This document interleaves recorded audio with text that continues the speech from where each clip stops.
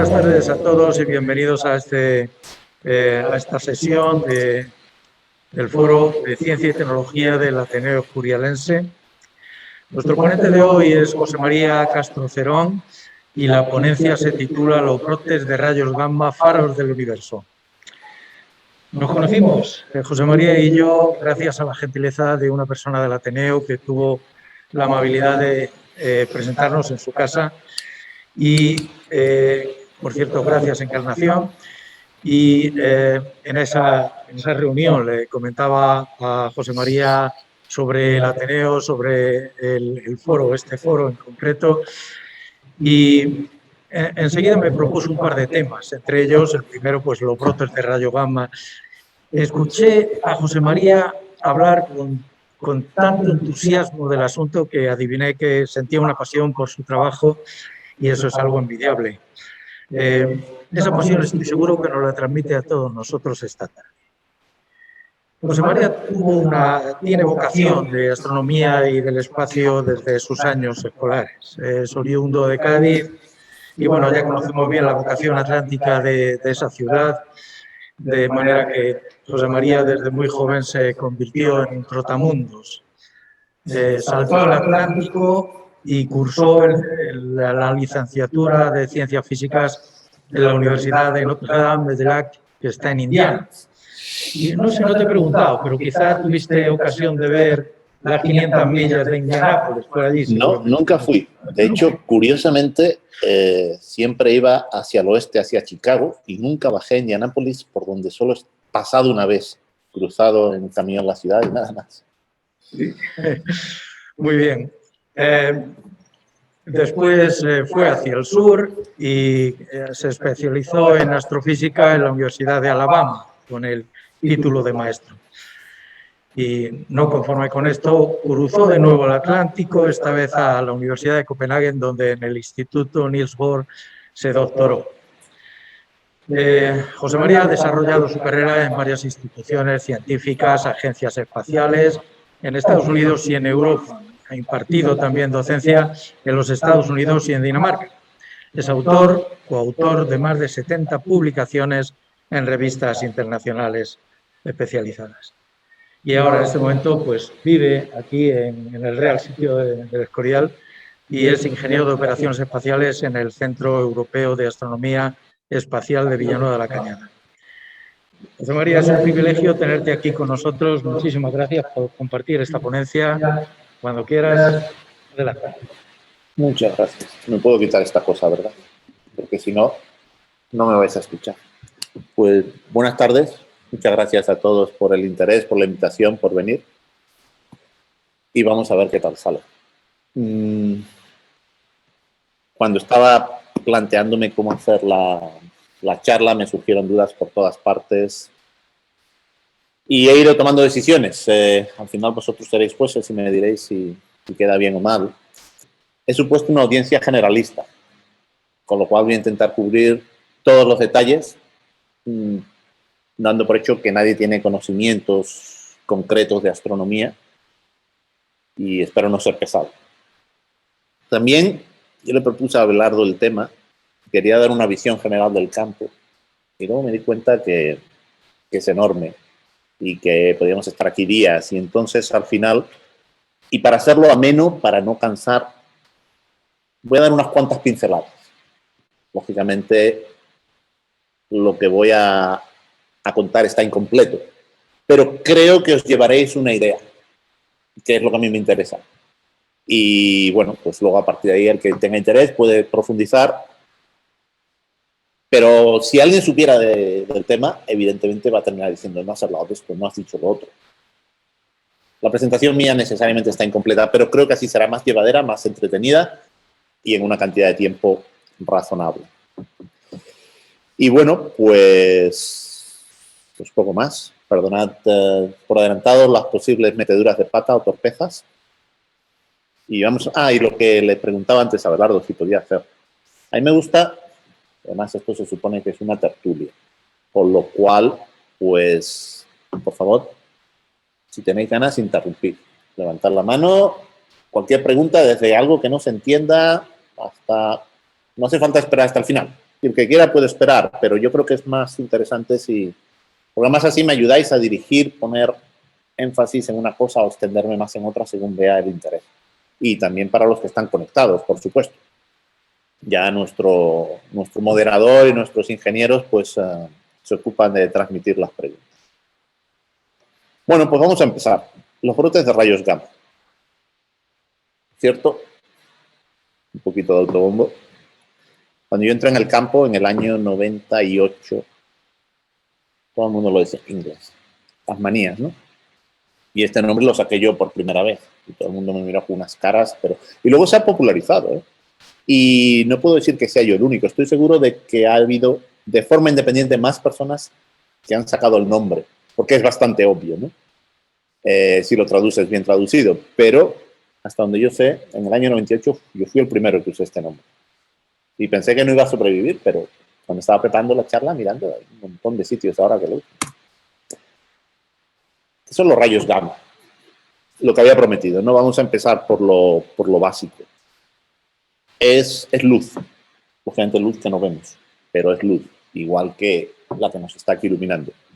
Entonces he querido sacar aquí un mapa del espectro electromagnético para situarnos un poquito. Me vais a disculpar los que están en... Bueno, puedo hacer una cosa. No sé qué hacer, porque podría salir de la pantalla grande y de esa forma puedo mover el ratón y marcar cosas. Pero luego entrar y salir es lento. No, lo voy a... Me vais a permitir un segundo. Que me mueva, coja mi pincel, me quiero hablar. Y con esto...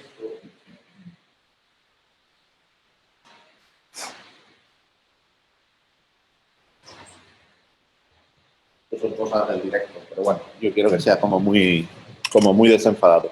Con eso puedo mostrar... no me va a funcionar. Bueno. Esto no me lo esperaba. Pues... Como estamos improvisando, voy a hacer la prueba. Si salgo, a ver qué pasa. Y si esto se vuelve muy pesado, pues... Ya, es que lo que yo me estaba teniendo, que no va a funcionar. Sí, no, sale, pero el problema de esto es que tardan en entrar y salir. Claro. Bueno, vamos a dejarlo. A lo mejor lo dejo así, aunque no se vea tan bonito, pero me permite señalar en la pantalla. No sé si desde ahí, desde la audiencia, lo podéis ver o está demasiado lejos. ¿Se ve? Vale, pues entonces lo voy a dejar así porque esto me va a permitir jugar con el puntero. Bueno, esto de aquí es un mapa del espectro electromagnético. Es luz, ya digo, todo es luz. Empezando por un extremo tenemos las ondas de radio. Aquí están las ondas del receptor de radio que escuchamos en el coche o donde sea. Y continuando, pues tenemos ondas milimétricas, las microondas. Aquí en algún punto están las microondas, del horno microondas. El infrarrojo. Y esto de aquí, este poquito de aquí, es el arco iris. Esto es lo que vemos con el ojo. Es la luz del sol, por decirlo de alguna forma. Y luego continuamos en la otra dirección, el ultravioleta, el famoso ultravioleta que nos quema, los rayos X, aquí están, por ejemplo, los que se usan en el hospital, y al final de todo los rayos gamma. Pero todo esto es luz, aquí lo único que varía es la longitud de onda y la frecuencia. No deja de ser luz, con la misma naturaleza. En este lado del espectro tenemos la luz con la longitud de onda más larga y la frecuencia más baja. Dicho de otra forma, con la menor energía. Si nos vamos al otro lado, donde están los rayos gamma, tenemos la longitud de onda más corta, la frecuencia más alta. Longitud de onda y frecuencia son inversas. A más longitud de onda, menos frecuencia, y al revés.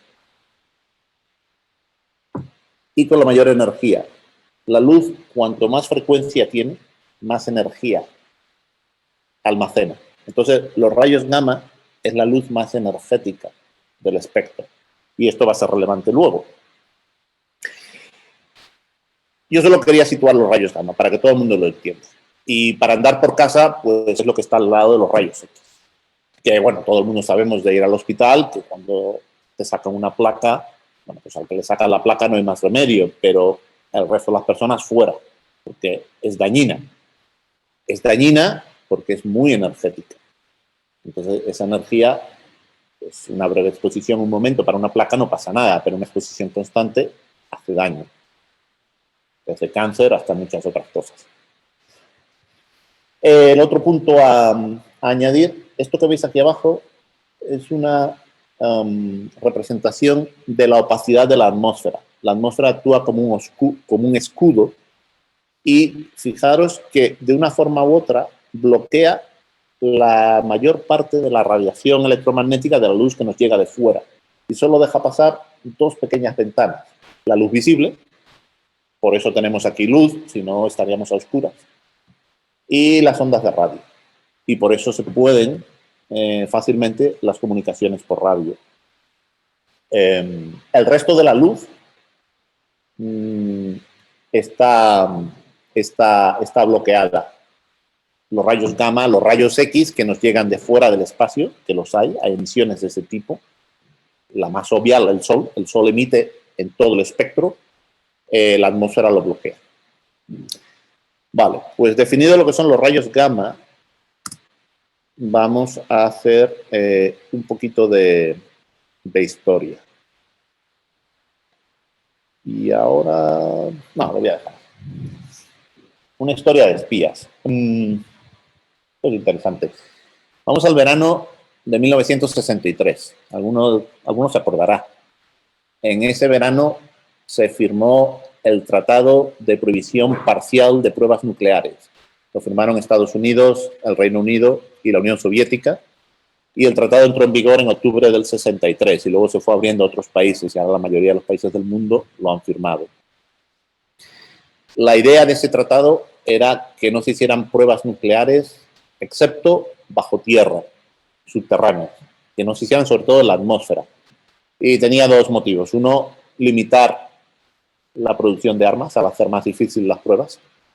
Y otro, limitar la contaminación, la radiación que se estaba emitiendo a la atmósfera, porque en los años 50 se hicieron muchas pruebas, sobre todo en la zona del Pacífico. Esto era la Guerra Fría, nadie se fiaba de nadie, se firmaban tratados, pero luego todo el mundo suponía que el otro iba a incumplir. Y además, el dinero se contaba de otra forma. Esto no se hubiera hecho hoy en día, creo yo, pero en aquella época pues el dinero se contaba de otra forma. Y entonces los Estados Unidos decidieron que iban a poner una serie de satélites en órbita para vigilar que los rusos cumplieran, es decir, que no hubiera pruebas. Las pruebas nucleares emiten radiación gamma, emiten luz gamma, por lo cual si tú tienes un vigilante arriba en órbita dando vueltas alrededor de la Tierra y hay una explosión nuclear, la va a ver. Y entonces construyeron una serie de satélites que se llamaron Vela, que por cierto, el nombre de Vela lo cogieron del español, no de la vela del barco, sino de velar, de vigilar. Y tenían este aspecto. Se hicieron 12 de ellos. Aquí he puesto unas cuantas imágenes de la construcción del satélite. Estos son imágenes de un artista, ¿no? Porque evidentemente nadie subió arriba a sacarle una foto, pero bueno, de cómo se verían volando en órbita alrededor de la Tierra. Se hicieron 12 de ellos. Por eso ya digo que solamente para vigilar que el tratado se cumplía. Ya digo que era una forma diferente de contar el dinero a como se hace hoy en día. Y yo creo que hoy en día los contribuyentes no hubieran aceptado esto. Nunca se detectó ninguna prueba ilegal, por decirlo así. Hubo un incidente en el año 79, que nunca quedó claro qué había pasado. En aquel momento se acusó, fue en el Índico, al sudeste de Sudáfrica, y se acusó a Sudáfrica en combinación con Israel de haber hecho una prueba ilegal, pero nunca se demostró. Y luego, cuando se han ido desclasificando los datos posteriormente, parece ser que no fue ninguna prueba, simplemente fue algo pasó en la atmósfera que afectó a los detectores y los engañó. Pero ya digo, nunca se detectó ninguna prueba. Y sin embargo, empezaron a verse fogonazos de luz gamma en estos satélites. Bueno, aparecía uno, aparecía otro. Bastante brillantes. Inicialmente no se tenía idea de qué era. Pero poco a poco pues dio lugar a un campo nuevo de la astronomía. Esto es lo que vieron. Este es el primero de ellos. Este numerito es una fecha. Los dos primeros son el año. Y así es como se nombran a estos objetos y así es como los vamos a estar nombrando constantemente, aunque no voy a nombrar muchos específicos y no voy a dar muchos números, porque eso es aburrido. Los dos primeros números son el año, los dos segundos son el mes y los dos terceros son el día. Se pone en orden inverso para que luego se ordenen numéricamente en una lista. Es decir, esto fue un evento el 2 de julio del año 67. Y eso es lo que vieron en el satélite. Básicamente no hay nada, porque esto está aquí, esta línea está aquí básicamente en el cero, es ruido de fondo, y de repente un pico, un fogonazo, bastante alto, seguido de uno, y luego rápidamente decae. Pocos segundos, ¿eh? Fijaros que esto duró, pues yo diría que del orden de 4 segundos. Ya a partir de aquí empieza a hacer otra vez ruido de fondo. 4 segundos, ¿no? Y así empezaron a ver. ¿Y esto qué diablo sería? Les quedó bastante claro desde el principio que no venían de la Tierra, pero no sabían lo que era.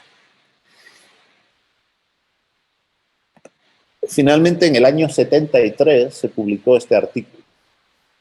Observaciones de brotes de rayos gamma de origen cósmico. Lo publicaron 3 científicos, bueno, 3 ingenieros del laboratorio de Los Álamos, en Texas. Ray Clevesadel, Jan Strong y Roy Olson. Se ha hablado mucho porque tardaron 6 años en publicarlo. Y se ha hablado mucho, de hecho, se puede ir, por ejemplo, si uno va al artículo de Wikipedia, dice que en el año 73 se desclasificaron los datos y entonces los publicaron. No es verdad. Los datos de este tipo no estaban clasificados, no eran secretos. Se podían haber publicado cuando se vieron en el año 67. Y de hecho, yo tuve ocasión de conocer a Olson ya era un señor muy mayor, en una conferencia y lo dijo, ¿no? Si los datos eran públicos, se podrían haber publicado antes. También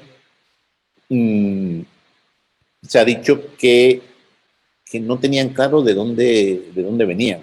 Y tampoco es verdad. Sabía muy claro que venían de fuera del planeta y fuera del sistema solar.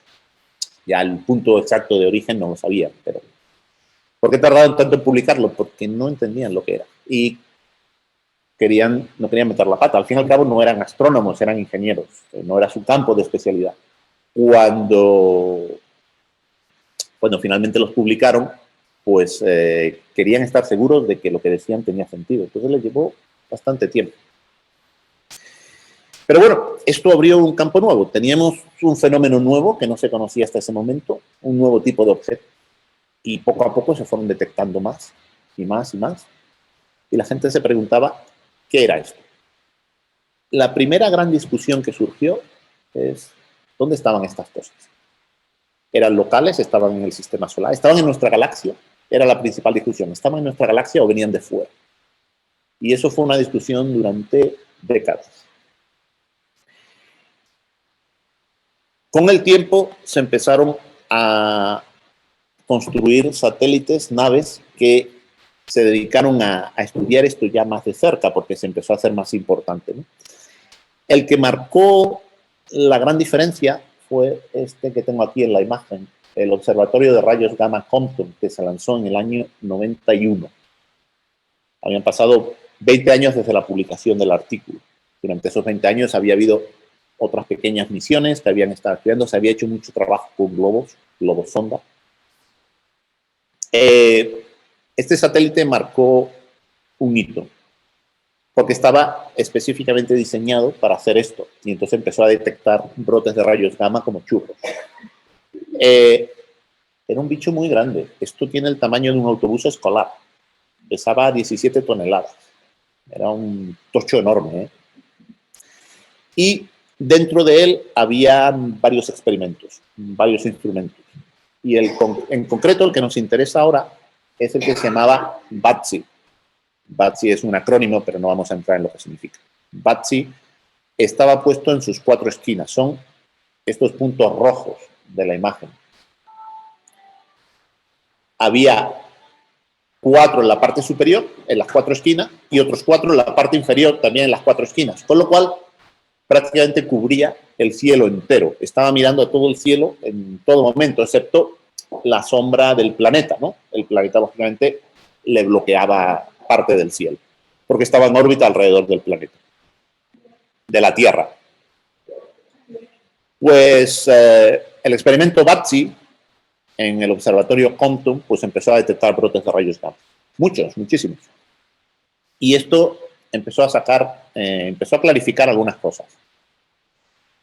Esta es una imagen, esta imagen de aquí, es una proyección en el cielo. Esto es un planisferio celeste, este es todo el cielo. Y esta es una proyección en el cielo de todos los brotes que detectó. Funcionó del año 91 al año 2000, con lo cual fueron 9 años, ¿verdad? Sí, 9 años. Funcionó durante 9 años. En estos 9 años detectó 2.704 brotes. Y aquí fue la primera evidencia un poco de dónde venían estas cosas. Fijaos que la distribución está normalizada, es decir, cubre todo el cielo. No hay un punto de origen preferente. Estaban por todas partes. Esto no era una prueba final, pero era una evidencia muy fuerte de que venían de fuera de la galaxia. Si hubieran estado dentro de nuestra galaxia, si hubieran acumulado en el plano central, que es donde vemos a la galaxia, en el plano de la galaxia. Es decir, estarían aquí, en esta línea, estarían acumulados todos. El hecho de que estuvieran distribuidos de forma isotrópica por todo el cielo era una evidencia muy fuerte de que venían de fuera de la galaxia. Pero no era todavía una prueba definitiva. Hizo falta tomar una medida de la distancia, y ahora llegaremos a eso, para demostrar que efectivamente estaban fuera de la galaxia. Y eso tenía implicaciones muy interesantes, ¿no? Durante este tiempo,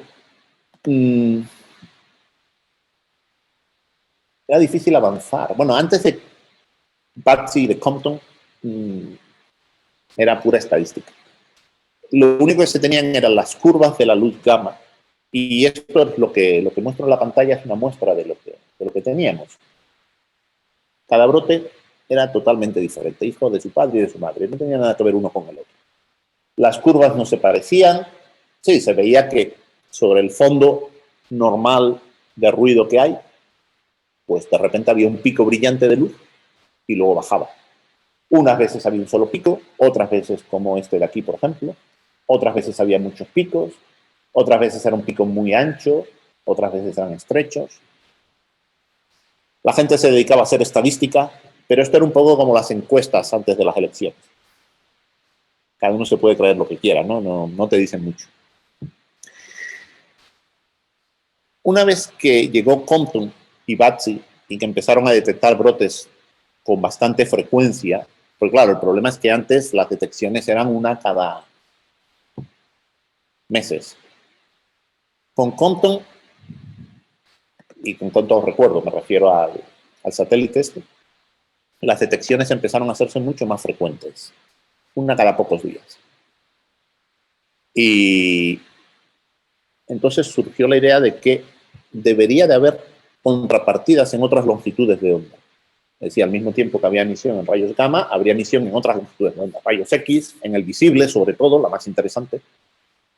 Y si éramos capaces de detectarla, ahí podríamos empezar a ver cosas, a estudiar, a decir algo.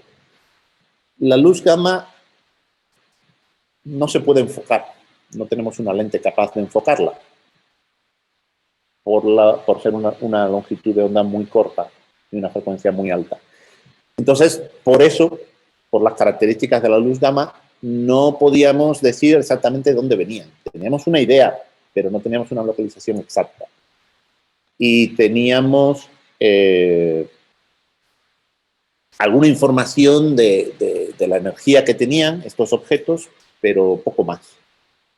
Entonces se trataba de encontrar la contrapartida simultánea en otra longitud de onda, más interesante, donde se pudieran decir más cosas. al empezar a detectarse con más frecuencia, empezó la caza, la búsqueda de esa contrapartida. Y esto llevó bastante tiempo. Fueron años un poco de pegar palos de ciego, mucha competencia entre diferentes grupos, porque el que hiciera el primer descubrimiento se llevaba la fama.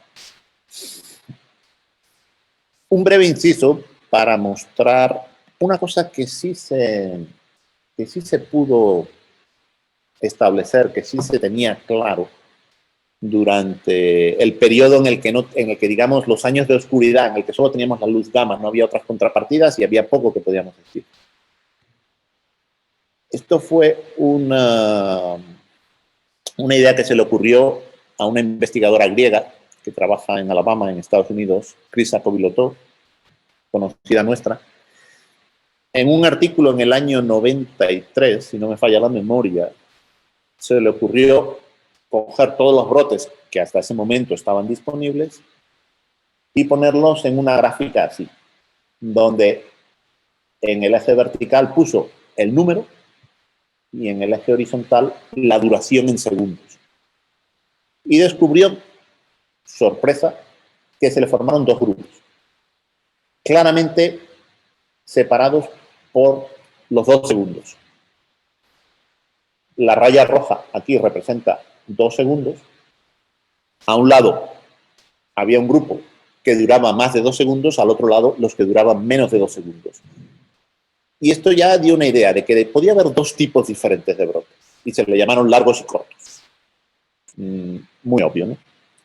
Esto fue en el año 92, 93, ¿no? Desde entonces se sabía que se dividían en 2 grupos en función de la duración, más o menos de 2 segundos, y que eso sugería que había 2 orígenes diferentes, pero es todo lo que se podía decir hasta entonces. Vamos a pegar ahora un salto al año 97, 1997. Estamos hablando de 30 años después del primer descubrimiento. Había gente que estaba un poco cansada, sobre todo los que estaban fuera. En la ciencia también hay política, entonces los que están, y cada uno tira, barre para casa, quiere los recursos para considerar que lo que está estudiando es lo más importante. Entonces, había gente que estaba un poco hasta las narices de estos señores raros. Y bueno, estamos hablando de científicos, somos todos raros, ¿no? Pero algunos más raros que otros. Entonces, dicen, estos señores raros que se dedican a perseguir, no sé, una especie de fantasmas y nunca pueden decir nada de qué son, de dónde vienen, y que se dedican a molestar porque ya llegaremos luego a ello. Una de las cosas más interesantes de este campo es que funciona en tiempo real. Con lo cual, esto es de lo más cercano a la guerra de las galaxias. Es decir, los planes, después lo cuento, los planes de cenar hoy se pueden ver alterados por lo que está pasando en el otro extremo del universo. Pero en tiempo real, ¿eh? Es decir, tú te vas a sentar a la mesa y de repente algo ha pasado en una galaxia muy, muy lejana y te obliga a levantarte y a responder. Es casi como, pues no sé, como le puede pasar a un médico que le llaman para una emergencia, ¿no? Pero claro, en este caso no es un señor que se pone malo en el hospital, ¿no? Sino algo que ha pasado en el otro extremo del universo y te está cambiando tus planes para cenar, así, sobre la marcha. Es decir, es una cosa muy, muy dinámica. Con lo cual molestas a mucha gente, porque interrumpes lo que están haciendo, porque es algo urgente y tienes que tener prioridad. Y la gente estaba cansándose. Porque además no veía resultados, solo veía estadística. Encuestas, ¿no? Encuestas. Es como encuestas electorales, pero nunca llegas a las elecciones, por lo cual ya bastan las encuestas. Pues en el año 97, bueno, poquito antes, se había lanzado un pequeño satélite que se llamó HypoSax. HypoSax era un satélite italiano con participación holandesa. Y fue un satélite muy pequeñito que dio muchísimo juego, hasta el año 2002, que dejó de funcionar. Era un satélite que trabajaba en rayos X. Lo que hacía, tenía varios instrumentos que lo que hacían era medir objetos y medir la radiación en el cielo en rayos X, a diferentes bandas, pero todas en rayos X.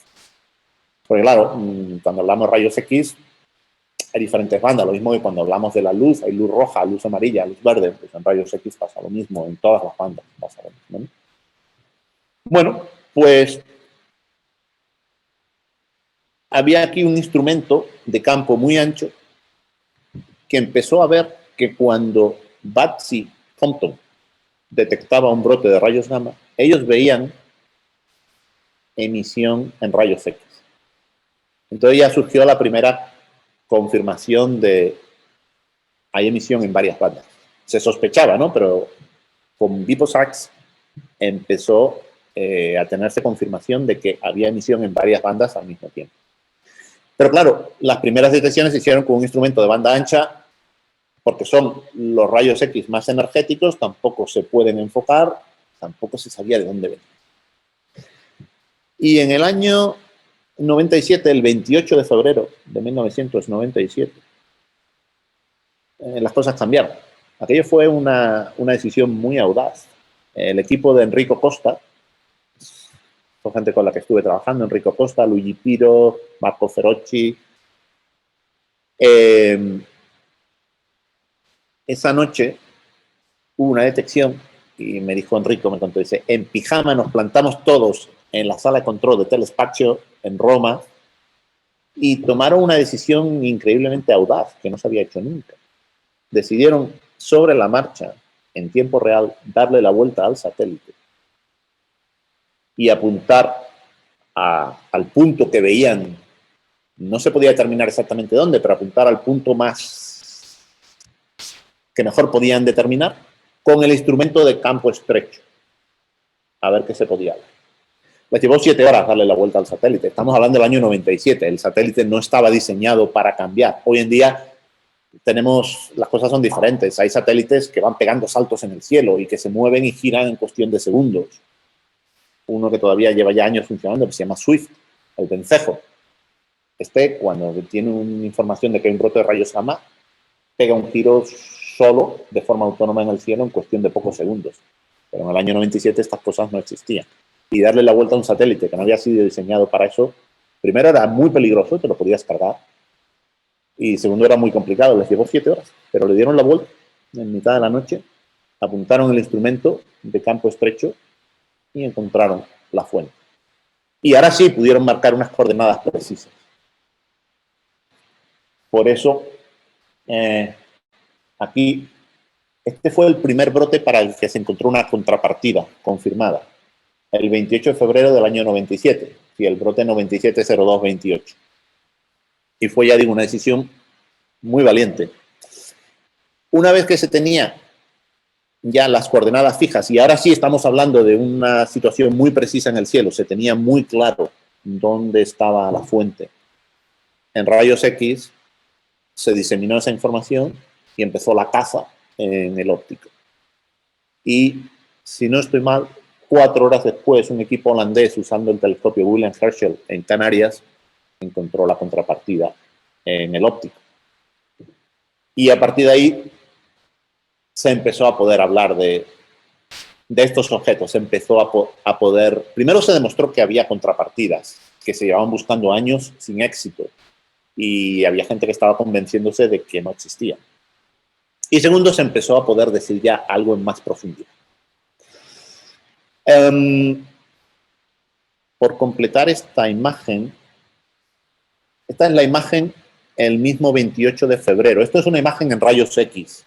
Los colores son falsos. Básicamente lo que se hace es se coge a cada longitud de onda, se le da un color. Los rayos X no son visibles al ojo humano, con lo cual no tiene mucho sentido hablar de los colores como los entendemos, pero para representar la imagen lo que cogemos a cada longitud de onda le damos un color diferente. Entonces, a las de más energía se le dan colores rojos y a las de menos energía se le dan colores azules. Entonces, esta es la nueva fuente que había aparecido en el cielo. La noche del 28 de febrero se veía muy brillante. Esto de aquí es la misma zona del cielo 3 días después, el 3 de marzo. La fuente prácticamente había desaparecido. Entonces, una de las primeras cosas que se vio es que esto era un fogonazo de luz que decaía rápidamente. Luego se pudo comprobar, después de estudiar varios, que sigue lo que se llama una ley de potencia. simplemente una función matemática. Pero bueno, el caso es que decae con bastante velocidad. Y eso explica por qué costó tanto tiempo encontrarlos. Porque si lo vas a encontrar, lo tienes que encontrar al principio, cuando es muy brillante. Una vez que pasan pues, unas cuantas horas, y no digamos si pasan unos cuantos días, ya se vuelve muy débil y ya no lo encuentras. Porque estás hablando de un único punto en todo el cielo que ha aparecido nuevo. Entonces, tu oportunidad de encontrarlo, también es verdad que en aquella época la búsqueda se hacía a ojo. Sacabas una imagen del cielo, comparabas con una imagen anterior y a ojo ibas mirando a ver si veías algo nuevo. Entre un montón de estrellas en el cielo, pues a ver si encontrabas, mira, esta es nueva, esta no estaba ayer. Hoy se ha mejorado, se tienen algoritmos automáticos que te comparan las imágenes, un computador te compara las imágenes y la búsqueda es mucho más certera y mucho más rápida. Pero a ojo no es nada fácil. Entonces, claro, tu oportunidad de encontrarlo es encontrarlo muy rápido, porque así, al ser brillante, es obvio que hay algo nuevo ahí. Cuando se descubrió esto, se vio a qué velocidad se desvanece, a qué velocidad desaparece, y por eso explica por qué llevó tanto trabajo encontrarlo, porque anteriormente, pues claro, la falta de práctica, la falta de método, el no saber por dónde vas, las búsquedas eran lentas. Y claro, cuando se hacían, pues ya el objeto había desaparecido. Bueno, estas son las imágenes del telescopio William Herschel en el óptico.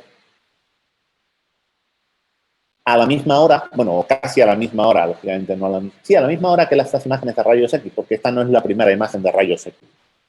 Entonces, cuando se tenía esta imagen de rayos X es cuando se tomó esta en el óptico, con el telescopio de Canarias. Y para que os hagáis una idea, ¿ves? Esto es una imagen del cielo, de un pequeño fragmento del cielo, un fragmento bastante pequeño, de hecho, esa noche. Todo esto, pues, son estrellas y galaxias que están ahí constantemente. Y aquí, este punto de aquí que marca la flecha, ese punto de ahí, eso era nuevo. Eso acababa de aparecer esa noche. Imaginaos buscar esto a mano. Y esto es un pedacito de cielo muy pequeño que se ha recortado para ponerlo aquí en la diapositiva. Pero imaginaos pues eso, todo el cielo que tienes sobre tu cabeza una noche cualquiera. Y entre toda esa miriada de estrellas, encontrar esto. No era nada fácil. Esta es la misma imagen, es decir, la imagen de la misma zona del cielo 3 días después. Y se ve que lo que aquí es muy brillante, aquí todavía se ve, pero ya es mucho más débil. Fijaos una de las cosas interesantes. Esto puede no ser obvio, pero yo os lo digo. Aquí prácticamente no hay nada. Esto ya es nada, cielo vacío. Aquí todavía hay brillo. Una de las cosas que se vio es que la velocidad a la que se desvanece no es la misma en todas las bandas. Cuanto más energía, más rápido se desvanece. En rayos X se desvanece más rápido que en el visible. Y en el visible se desvanece más rápido que en el infrarrojo. Y en el infrarrojo más rápido que en radio. Entonces se vio que utilizando longitudes de onda más largas, de menos energía, se podía seguir durante más tiempo.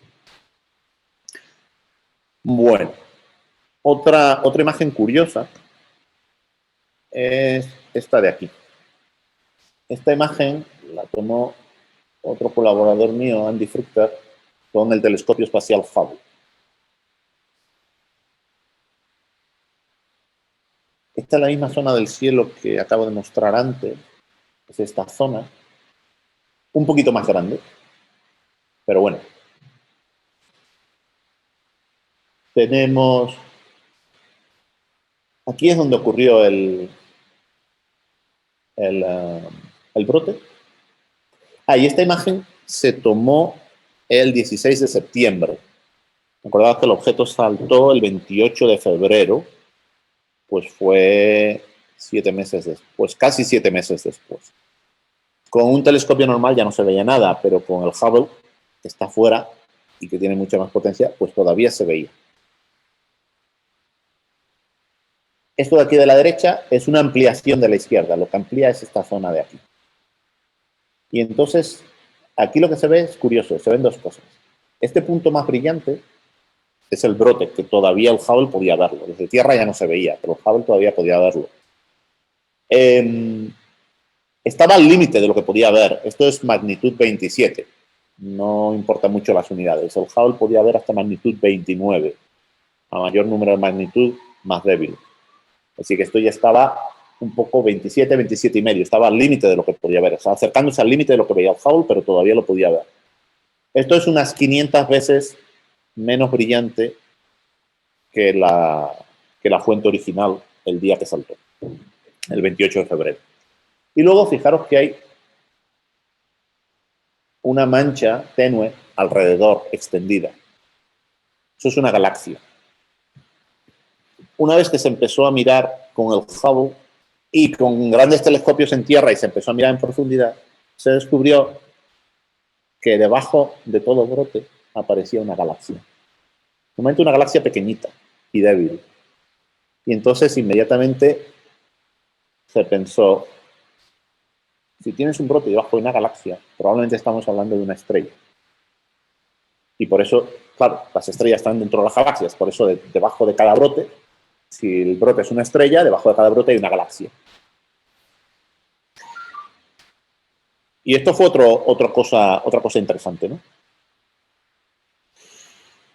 Y ahora vamos a hacer una breve parada para hablar de lo que es una estrella, un poquito brevemente.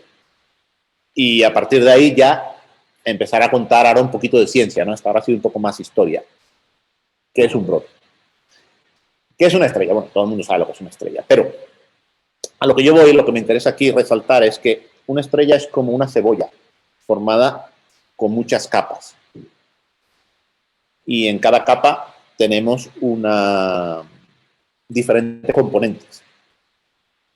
¿Cómo empieza una estrella? Una estrella es gas que colapsa por gravedad. Tienes una nube de gas, algo enorme, que al tener irregularidades, esas pequeñas irregularidades en la nube hace que varíe el campo gravitatorio, la estrella, el gas colapsa, y al colapsar se va formando una bola cada vez más compacta y eso se calienta. A mí me gusta, no sé si es exacto, pero me gusta poner la comparación. Es como si uno está clavando un clavo con un martillo y se pega un martillazo. Independientemente de que duela, el dedo se calienta. El calor ese se produce por la compresión. Pues lo mismo pasa con el gas de una estrella. Ese gas va comprimiéndose y se va calentando. Si hay suficiente masa y la compresión es suficientemente alta, la temperatura sube hasta tal punto que saltan de forma natural y espontánea los procesos de fusión nuclear. Los átomos de hidrógeno se ven tan cerca unos de otros que se ven forzados a combinarse en helio. Esto es lo que antes nosotros conocíamos como la bomba H, ¿no? Pues esto ocurre de forma natural en el espacio y sobre todo en las estrellas. Así es como nacen las estrellas. El gas se comprime y sube de temperatura hasta el punto de que los átomos de hidrógeno empiezan a combinarse para formar helio. Eso se llama una reacción de fusión nuclear. Sí.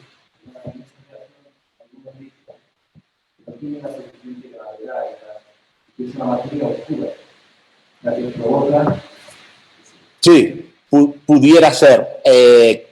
Lo que pasa es que ya no quiero entrar en eso porque entonces nos tiramos aquí hasta mañana. Pero sí, esto es una descripción de muy alto nivel. Todo lo que yo aquí estoy contando luego tiene muchas variantes y muchos matices y hay teorías que compiten entre sí. Es decir, claro, yo no quiero ni mucho menos transmitir la idea de que todo esto es una cosa cerrada, que se sabe, que está establecida y ya no hay más que hablar de ello. Lo que pasa es que, claro, nos vamos a quedar a un nivel muy alto, pero sí, materia oscura, energía oscura y los procesos por los que esto ocurre, por citar uno, y sin meternos en el tema de la materia oscura, que es un poco exótico, y no es con eso decir que no sea verdad, simplemente es un poco exótico porque sabemos poco, por eso es oscuro. Tradicionalmente se ha pensado que el hidrógeno tiene que combinarse en forma molecular antes de iniciar las reacciones termonucleares. Pero, y precisamente, tengo un colaborador, Michał Michałowski, en Polonia, estudiando justamente estos objetos, está intentando demostrar que también puede iniciarse el proceso de reacción termonuclear con hidrógeno atómico, que no se ha combinado. El hidrógeno o está en forma atómica, un solo átomo, o se combinan en pares formando hidrógeno molecular de 2 átomos.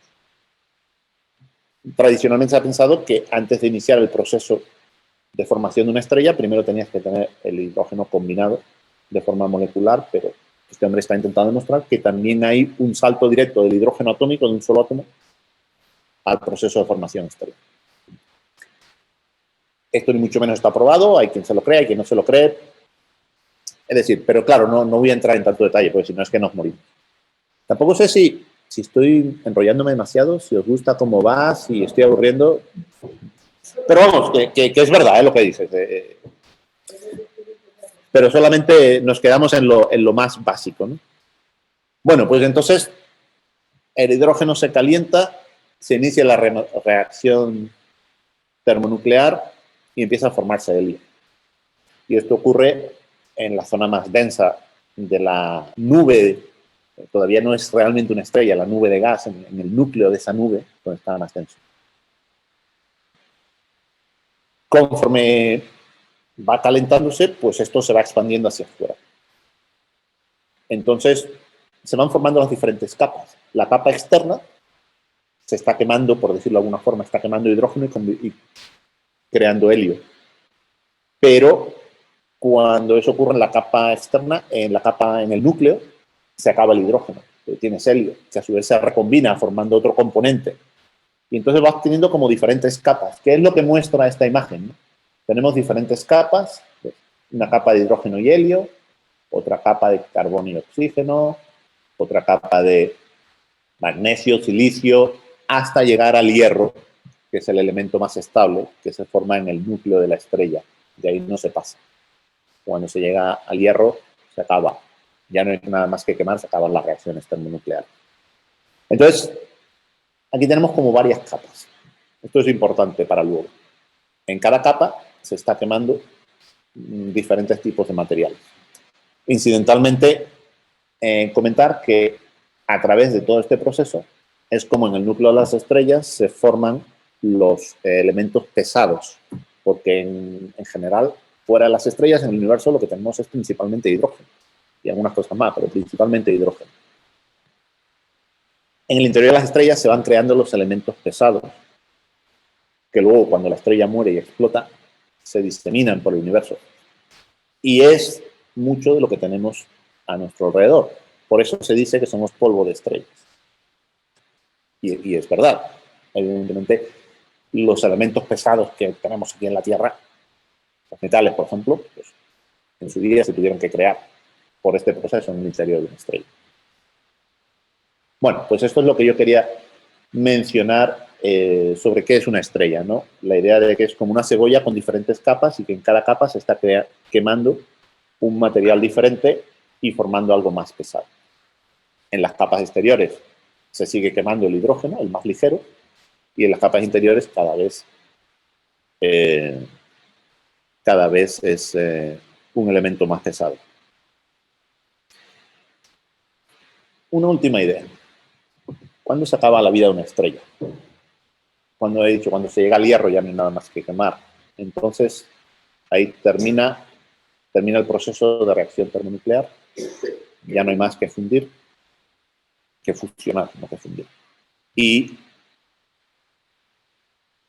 una estrella, durante su vida, está en una situación de equilibrio. Si no, no sería una estrella, desaparecería de alguna forma, o colapsaría o explotaría, ¿no?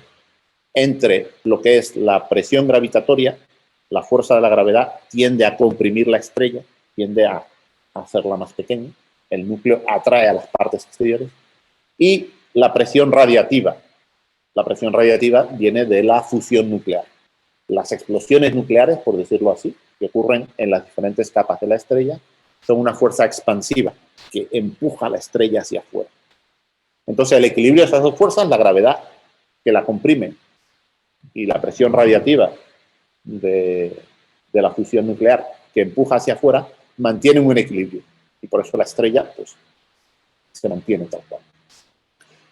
Cuando se acaba el combustible y ya no hay nada que quemar, cesan las reacciones nucleares, ya no hay presión radiativa hacia afuera, la gravedad sigue ahí, lógicamente, porque la masa está ahí, con lo cual vence y entonces la estrella colapsa.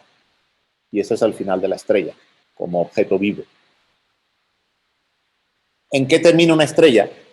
Pues hay muchas posibilidades, desde una enana blanca o una estrella de neutrones, en los casos más pequeños, hasta una supernova que explota y expulsa el material hacia afuera en los casos más grandes. ¿De qué depende el final? De la masa inicial. Si la masa inicial es pequeña, el final de una estrella será una enana blanca, una estrella de neutrones, que es un objeto de general, y se va enfriando. Si la masa es muy grande, explota en forma de supernova. Esto es toda una ciencia y se vuelve mucho más complicado. Yo solo estoy haciendo una pincelada, ¿no? Intentando resumir mucho. Entonces, la idea de la estrella como una cebolla con muchas capas, en cada una de las capas se está quemando un material diferente. El equilibrio entre la fuerza de la gravedad que comprime y la presión de radiación que expulsa hacia afuera.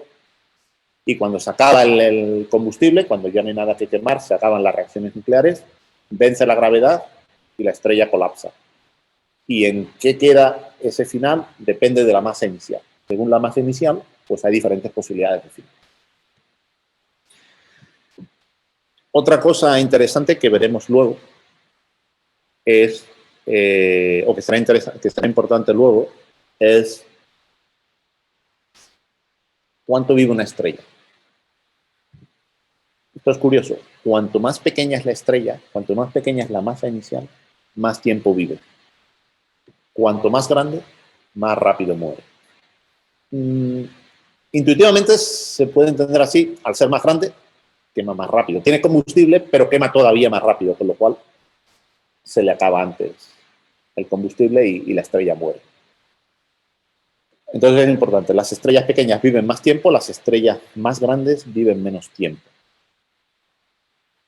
¿Y por qué es importante? Porque en las regiones donde hay formación estelar, donde se están formando estrellas de forma muy activa, encontramos estrellas grandes.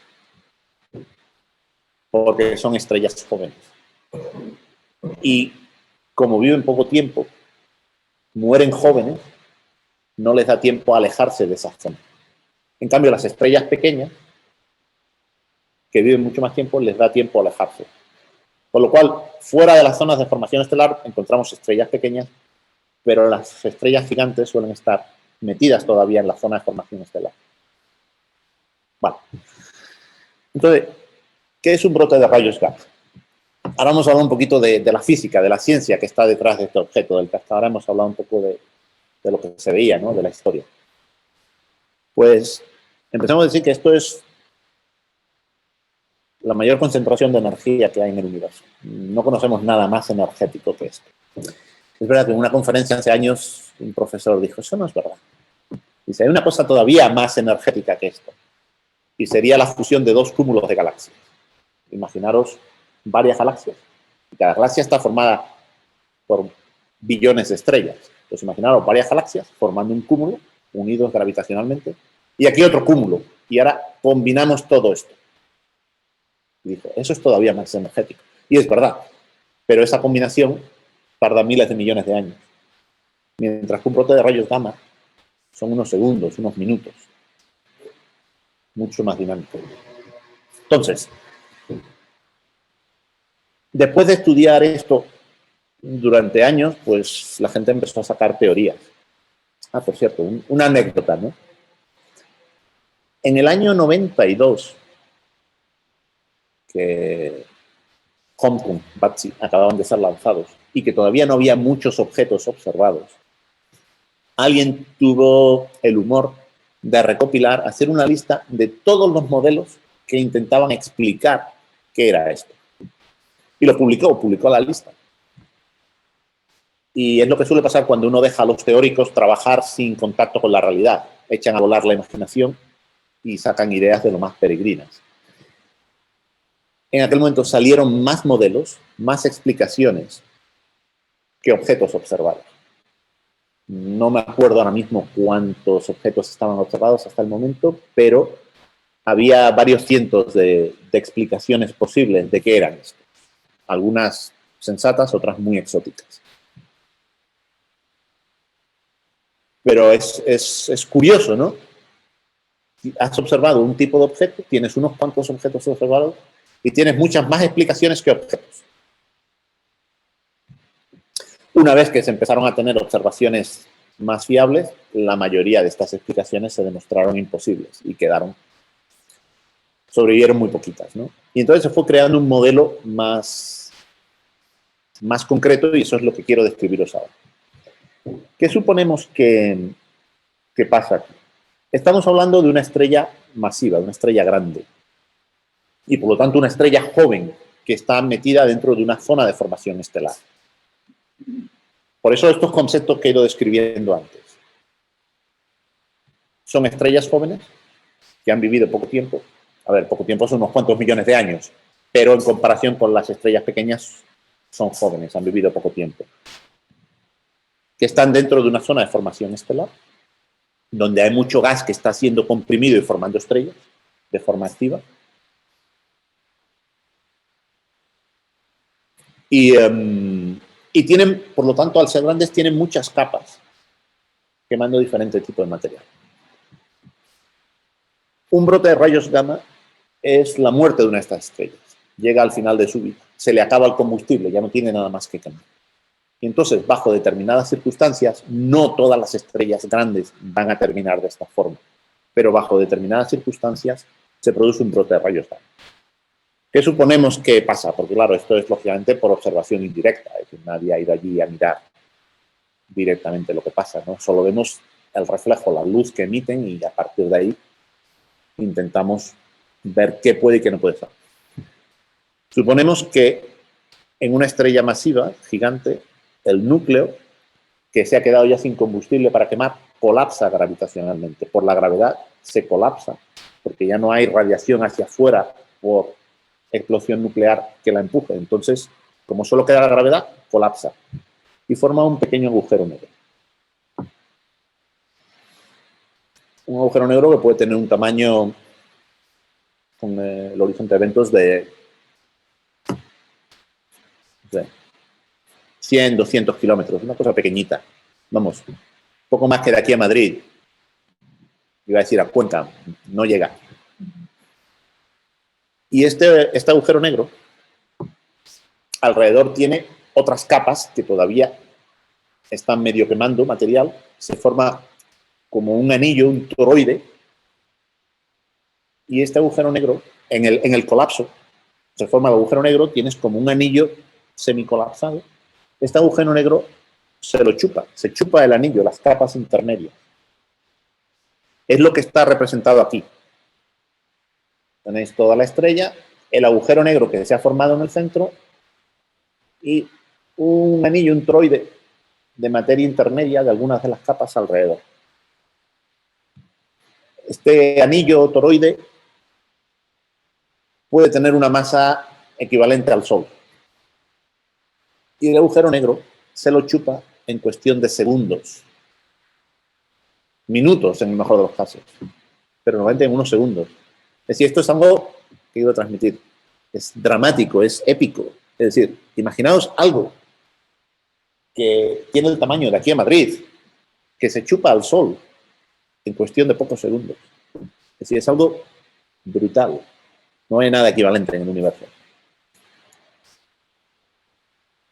Y en este proceso de chuparse, de absorber este material que tiene alrededor, empieza a emitir chorros por los polos. Se forman chorros de plasma que se emiten en dos conos opuestos por los polos del agujero negro. ¿Qué es esto que vemos aquí? Y que se representa aquí en este cono. Esos chorros de plasma digo plasma porque ni siquiera son átomos, son partículas sueltas, se mueven a velocidades ultrarrelativistas, casi a la velocidad de la luz, muy rápido.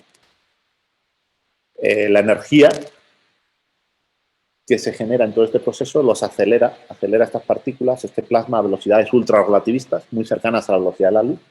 Y dentro de ese, por hacerlo sencillo, esto es una explicación sencilla, luego se puede complicar mucho, pero dentro de ese chorro que está saliendo por el polo, hay como diferentes frentes de ondas, diferentes frentes, que se mueven a velocidades muy cercanas a la luz, pero no se mueven todos los frentes a la misma velocidad.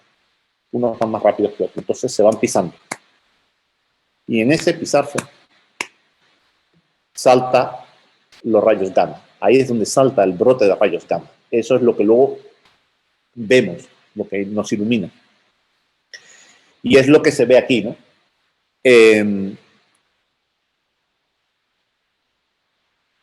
Aquí se ha representado de esta forma. Aquí muestra un frente de ondas que le llama rápido, y aquí delante otro que se formó un poquito antes, que va más lento. Entonces, este que va más rápido va a alcanzar a este que va más lento, lo va a pisar, y ahí se van a producir los rayos gamma. Hay otros efectos y hay producción adicional en otros puntos, pero, de nuevo, por mantener el modelo muy sencillo para que sea fácil de seguirlo, ¿no? Este chorro va a perforar las capas exteriores de la estrella y va a salir al espacio exterior. Y va a seguir barriendo todo lo que se encuentre por delante. Al barrer lo que encuentra por delante, lo va como sublimando y al mismo tiempo va reemitiendo, va decelerando, va haciéndose cada vez más lento y va reemitiendo la energía que lleva en longitudes de onda más largas. Y ahí es cuando empezamos a ver las contrapartidas. Ya no hay solo rayos gamma, que de hecho los rayos gamma van desapareciendo. Empieza a verse emisión en rayos X. Es verdad que dentro del cono, del principio del cono, los frentes de onda también producen rayos X muy energéticos. Pero luego, cuando salen al espacio exterior y empiezan a barrer el medio interestelar, que es polvo y gas, empiezan a reemitir en otras longitudes de onda. Empiezas a encontrar rayos X más suaves, luz visible, infrarrojo, radio. Se van viendo todas esas emisiones. Y el cono, lógicamente, se va abriendo y se va haciendo cada vez más débil. Y esas son las contrapartidas que luego se pueden ver también desde Tierra con los telescopios, porque acordaos de lo que decía al principio cuando mostré el espectro electromagnético. La radiación gamma, la atmósfera la frena. Y menos mal, ¿no? Si no, no estaríamos aquí. No, nos achicharraría. Entonces, la radiación gamma no se puede ver desde Tierra. Para detectarla hace falta un satélite en órbita, que es el que hace la detección. Desde Tierra no ves nada. Ves luego la otra luz, pero no la radiación gamma. Entonces, este es el modelo básico de lo que es un brote de rayos gamma. Y ya digo que lo primero que quiero transmitir es la enorme cantidad de energía que se mueve ahí, ¿no? Y el efecto tan dramático de un pequeño agujero negro que se chupe a una cantidad de masa equivalente a un sol en pocos segundos. Esto es una de las cosas interesantes del fenómeno en sí, la física tan extrema que se desarrolla. Y luego, que ocurre muy rápido, no es eso, como cuando dos galaxias se empiezan a combinar lentamente y a lo largo de miles de millones de años, ¿no? Esto ocurre muy rápido, muy vivo. Por eso hay que moverse muy rápido para detectarlos y para estudiarlos, porque te duran unas cuantas horas. Si tienes suerte, los más energéticos, unos cuantos días. Y luego ya está, a esperar otro. Y ahora podemos hablar un poquito luego de lo que es de cómo se persiguen estos objetos. Estoy viendo que llevamos como una hora, no, más o menos, una corta. Es decir, que debería de... Tenemos que irnos. Ah, vale, pues entonces, claro, yo había pensado, me dijeron como hora y cuarto, digo, bueno, pues otros 15 minutos y luego... Vale, pues entonces voy a abreviar.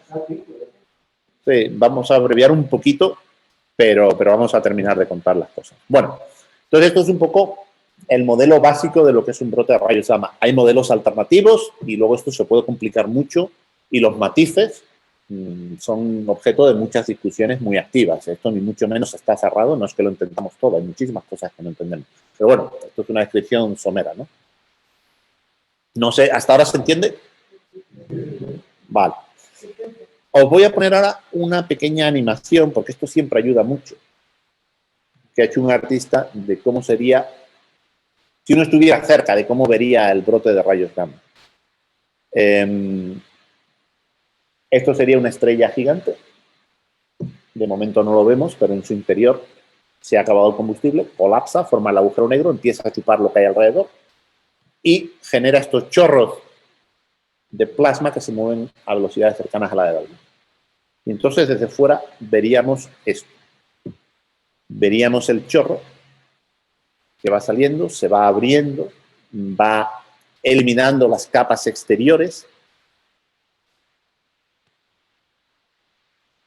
Aquí lo que estamos viendo es cómo las capas exteriores se están disolviendo, se están esparciendo.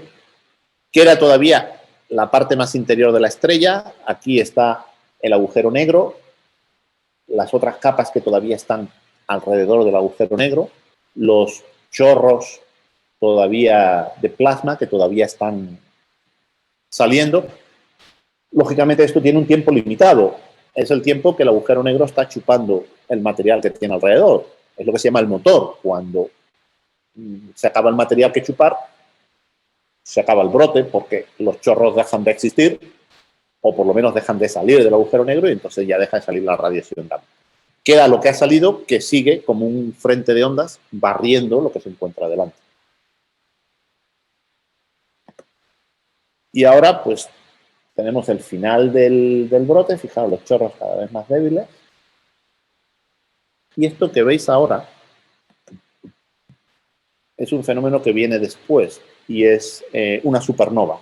Esto sería ya la explosión de la estrella, es el final de la estrella. Ya el brote ha dejado de funcionar, ya no hay chorros de plasma, el agujero negro ya no está chupando nada y el resto de lo que queda de la estrella explota en forma de supernova. Y es lo que estáis viendo aquí, ¿no? Y esto es lo que hace que los materiales más pesados del núcleo se diseminen por el espacio. Y una supernova suele dejar lo que se llama este remanente de colores falsos, pero bueno, que muestran que ahí hubo una estrella y que han quedado un resto, ¿no? El fenómeno de la supernova, es decir, las estrellas masivas que implosionan y luego explotan, es una cosa que se conoce desde hace bastante más tiempo, está muy estudiada, se usa para muchas cosas, no solo por la física en sí del fenómeno, sino se usan como marcadores y señaladores para medir distancias para muchas cosas, medir evolución. Y siempre se ha tenido como un fenómeno muy energético, comparado con el brote de rayos gamma. Es una cosita muy pequeñita, es una broma. Yo he visto mostrar gráficas de curvas de luz, de brillo, a gente que trabaja con supernovas y quedarse un poco confundido, mirar la gráfica y decir, ¿pero dónde está la supernova? No, mira, esta pequeña cosita de ahí del fondo, esta jorobita del final de la curva, esa es la supernova. Dice, no, no es posible. Y si todo lo demás es el brote, que supera la supernova en muchísimo. Lo digo como comentario porque la supernova es un fenómeno que está bastante, que se trabaja mucho, que se estudia mucho y que estaba considerado una cosa muy potente, muy brillante, muy energético. Y en comparación con el brote de rayos gamma, es un suspiro. Bueno, termina la simulación. Y con esto hemos descrito un poco la historia de cómo empezaron, de cómo se descubrieron los brotes de rayos gamma, de cómo se fueron encontrando más y más información, qué eran, de dónde venían, un modelo básico de qué es el final de una estrella masiva, bajo determinadas condiciones. He dicho antes lo de bajo determinadas condiciones, qué cosas hacen falta. Por ejemplo, tienes una estrella masiva, pero no puede ser excesivamente masiva. Normalmente significa que las capas más exteriores ya se han perdido, porque como el brote es muy breve, si la estrella es enormemente masiva, el brote moriría, se acabaría antes de que los chorros perforen las capas exteriores y salgan fuera. con lo cual nunca lo verías. Es decir, que no vale una estrella excesivamente grande. Para que los chorros estén bien colimados y salgan hacia afuera y aceleren, necesitas un campo magnético y necesitas rotación. Es decir, por eso no todas las estrellas van a terminar así. Necesitas determinadas condiciones. La necesitas grande, pero no demasiado grande. Necesitas campo magnético, necesitas rotación. Pero cuando esas cosas se dan, tienes un brote. ¿Cuántos brotes hay? Pues ahora que tenemos mejores instrumentos y que estamos un poco mirando a todo el cielo, vemos uno al día. Eso es lo que nosotros vemos. ¿Y por qué digo vemos? Porque una de las cosas que se ha ido descubriendo es que inicialmente se pensó que el brote iba en todas direcciones. Y entonces, en función de la luz que veíamos, se hicieron cálculos y salían unas cantidades de energía absolutamente ridículas que no se podían explicar. Es decir, no tenemos ningún fenómeno básico de física que pueda generar tanta energía. Entonces eso creó un problema, se llama el presupuesto energético. Es decir, tanta energía, ¿quién la crea? ¿De dónde? ¿Cómo? ¿Por qué proceso físico se crea? Si no conocemos,